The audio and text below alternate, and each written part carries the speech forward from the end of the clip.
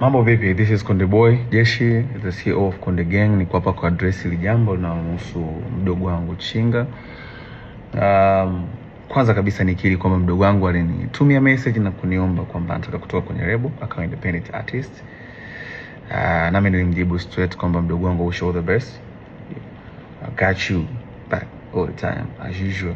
Kachini na viongozi wa Konde Gang, video contacts, mfanolize, muone mnafanyaje. Contract inasema endapo atataka ku-terminate na ku-own master, kununua, ku-own master. Nikisema master namaanisha catalog, the whole entire catalog. Nyimbo zote, hata zile ambazo amezifanya mimi, ili ziwe za kwake lifetime, hizo zinaingiza pesa kwake lifetime, inatokea alipie kuzinunua hicho kiasi cha pesa kilichotajwa kwenye mkataba ambao mdogo wangu alisign 4 years ago na kampuni ya Konde Music. Hayo ndio ilikuwa ni mazungumzo na lakini sijui nini kimetokea kwake baadaye.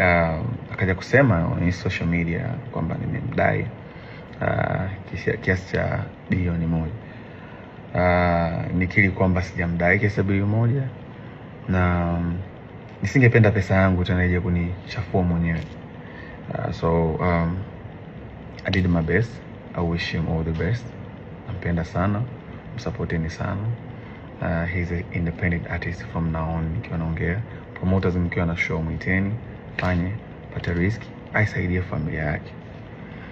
Even though lengo tupate risk wote kama ilivyo mwanzo, as you know, ni biashara na tulikuwa tukijitahidi kwa uwezo wetu kuwekeza ili kukuza career ya msanii ambayo itakuwa ni lifetime na kuchange maisha yake. So far tumshukuru Mungu kwa support yetu, tumeweza kufanikisha kuwaletea superstars kadhaa ikiwemo Chinga, kina Angela, Kili Chidi walikuwa kina Country Boy, na wao wote waliondoka hakuja kuwa na matatizo yote, na wote wana own masters zao na for good and for peace.